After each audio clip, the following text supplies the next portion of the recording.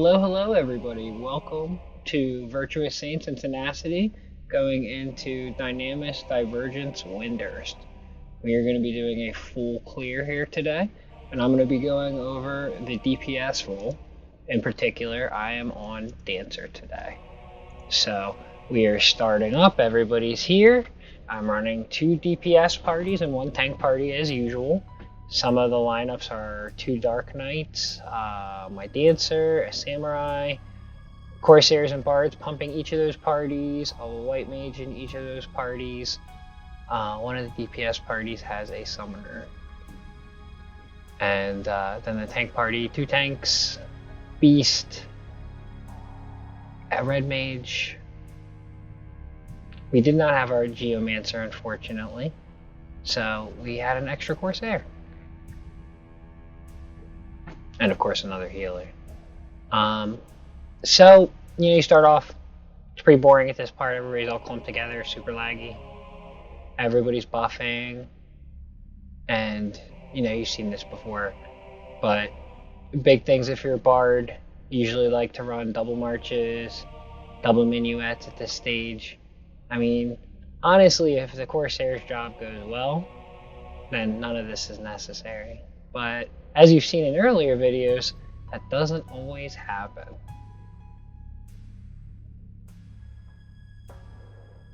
So anyways, from here, I'll just point out that I have a Dragoon sub job. That's pretty important when you are fighting mobs that last a long time because there are enmity caps. And the only way to shed that is to die or to jump. And so, yeah, but as a perk, you also get the weapon skill damage, 7%. And if you're fighting a dragon, you get the dragon buff too. Unfortunately, you do not get a wyvern like Archangel, Galka. We're not that cool, unfortunately. But, from here, we'll just stop and watch. The Corsairs get some very good shots, and we get a clean go into the T1 boss. So I have a couple points of it I'll talk about there, but enjoy the show. So from this point, we engage the T1 boss, and I just wanted to point out one difference. We're using the exact same strategy I've described in the White Mage video. We use CDC, Leaden, and Wildfire to create 2 darknesses. We have a Summoner bursting on it, but unfortunately we are missing our Geomancer today, and that shows. It takes us many volleys to get through it this time without the magic damage and buffs from a Geomancer to crush this. We don't have a lot of magical damage present today. So it shows, but it doesn't slow us down, we just keep going.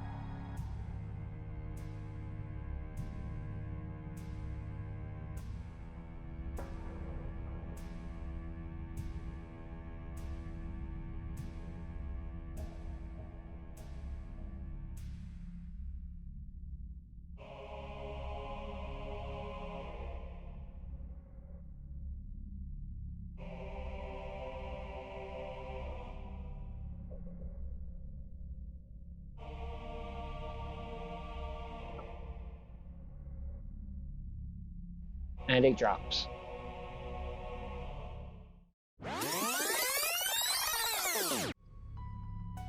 from there, it's essentially just chaining and going until we get to the T2 boss, which you also see goes incredibly well. We do pick one bogey, and we take it the whole way. So just enjoy the show for that. It's pretty basic and boring for DPS up to this point when it goes this well, but that's a good thing. One thing to keep in mind is, you know, when Corsair shots fail, you got to get in there and help clean up. But really the main work for my job this run is in the T3. Or really we'll say the T2 boss, because that's when it gets real interesting. So just be sure to check there, and we'll have quite an interesting set of fireworks.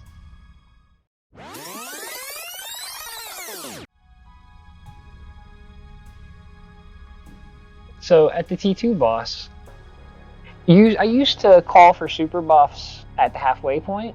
We have a very strong party setup today, so I called for super buffs in the very beginning. Everybody gets the buffs. Dodgy Trunks has the boss in the proper position facing away from the people on the bridge, and the boss is at a very low height. These are critical for making sure that the spin kick doesn't hit and knock everybody all over the place and silence and everything. So we just start going hard. On Dancer, I'll point out that I use box steps and feather steps. I did ask the DPS if they were having trouble hitting, and in the voice chat they said no, so I did not bother with quick step unless I knew that I needed more finishing moves. But this guy goes down like a sack of potatoes, honestly. We melt his butt, so just enjoy the show.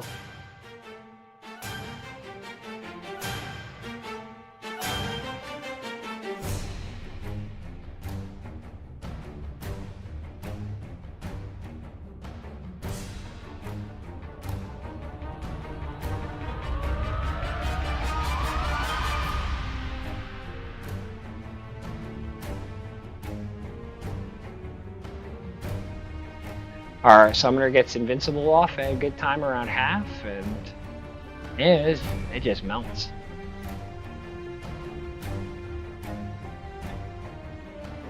He does knock my gear off. I hate that. I hate when that happens. Gotta always make sure I turn on that lock style again.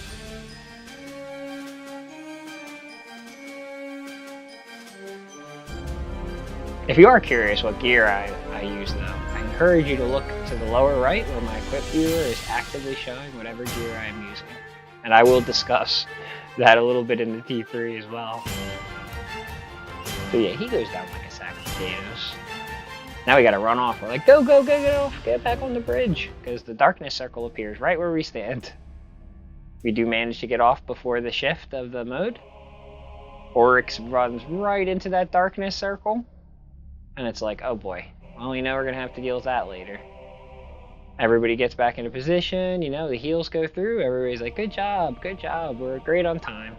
And we get ready for the first pull of the sniper. Now, from here, I'll note the DPS's hardest focus is going to be targeting. Targeting is rough, there's a lot of bodies. F8 will target your nearest NPC, but honestly, with the lag, sometimes it won't. Sometimes your weapons won't go away.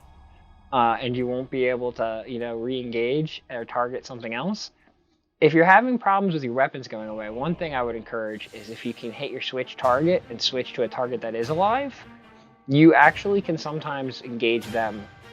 There's tricks you'll learn to deal with certain high lag situations, but the best way to prevent lag is just to make sure you engage these groups one at a time and that there's not a million melees going. We try to keep our melees down to 4 melees and then the tanks present. Occasionally, you know, you're gonna have your thieves that need to engage, your Beastmaster moves. There's other things that are gonna be going on. But a lot more of that stuff is for the SU5 guy. Because these guys, as you can see, they melt pretty quick. Once you get to the SU5 guy, however, for Dancer in particular, I definitely make sure I stack it with Feather Step and Quick Step. The critical hit rate and defense down works well with the Beastmaster moves and Dia. And a lot of the other ones, it doesn't cancel out. So everything stacks together really nicely, and I start to see some really, really nice numbers in T3. Especially when I use Climactic Flourish. almost get to cap a couple times in this run. Well, I do get to cap in skill chains, but not quite Rudra. As you can see, these SU3 guys are melting like butter too, and this is a really good sign for us. We know it's going to be a good run if things stay like this. But to be honest with you, there's not a lot to point out until we get to the light circle, because that's where I make my first mistake.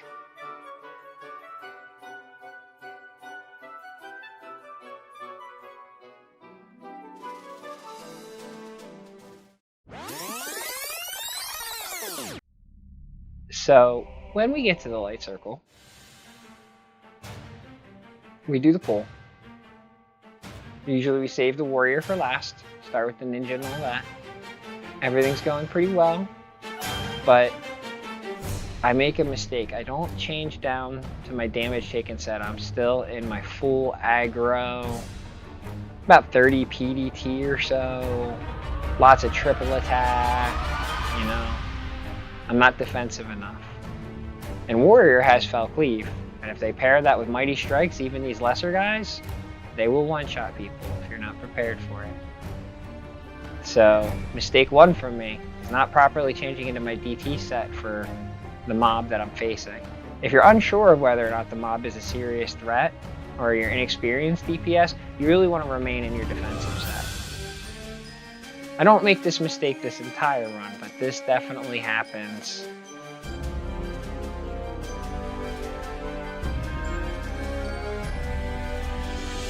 And boom. Thankfully I wasn't the only one to die, because it definitely shows the power of a mighty strike's fell cleave.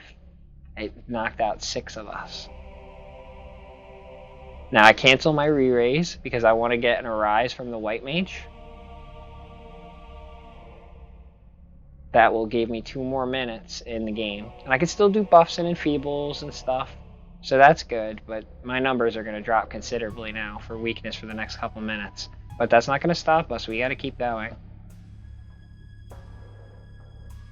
There is one other time I get knocked out, but I do remain in defensive sets for most of this. At one point, I am fighting a puppet master, and I get a little aggro on him, and he turns over to me and Shijin spirals me in my weapon skill set. And I am quite dead. But those are the only 2 deaths that I experienced this run.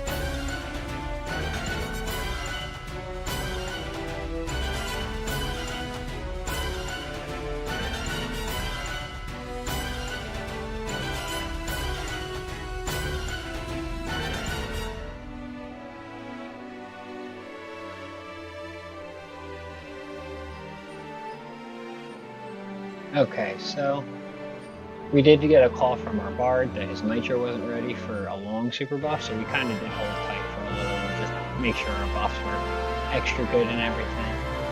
But other than that, the only thing I'd really point out is making sure from a dancer's perspective that I had Hey Samba up, that the steps are maintained. It could get a little crazy, so occasionally some of the steps may fall, and also that's good for getting good finishing moves quickly as well. But same deal as before with the percentages at 79, 59, 39, and 19. We saw the ads, and the Corsair, we pull the Corsair away, make sure he can't wild card and restore 20% of this guy's health, even though we were killing him so fast at this point. I don't even think it would have made much of a difference, but still, it's an annoyance we did not want to deal with. So, other than that, we just crushed. We called out our targets. We kept going. A wild card renewed one of our Bard super buffs for later. That's great. And we just went ham. Made sure that everybody was coordinated, the buffs were good. And if somebody does a perfect dodge, if he does a perfect dodge or an invincible, and you're lucky enough to have a thief, have him larceny that, and enjoy the show. We keep doing these on Sundays, and everybody's been doing a really great job. Occasionally, some people take a break, and we'll have other Saints come in, and this time we had a couple other guests, and it's nice that we can still be so effective even though we bring other people in, and that our methods are proving to be very efficient and easy to teach. So I hope that this video helps you. I hope that this video educates you on our methods, or maybe helps you build methods for your own Link shell. And yeah, I hope you have a great day and have fun with this content. It's an old game, but even now we still find ourselves doing things that 18 people coordinated together takes an hour and a half to defeat, and that's a good run. But thank you so much for checking it out if you made it this far, and be sure to look again, because we'll be doing a lot of stuff, and hopefully the 20th anniversary brings us even more challenges. Take care, everybody. Shuko out.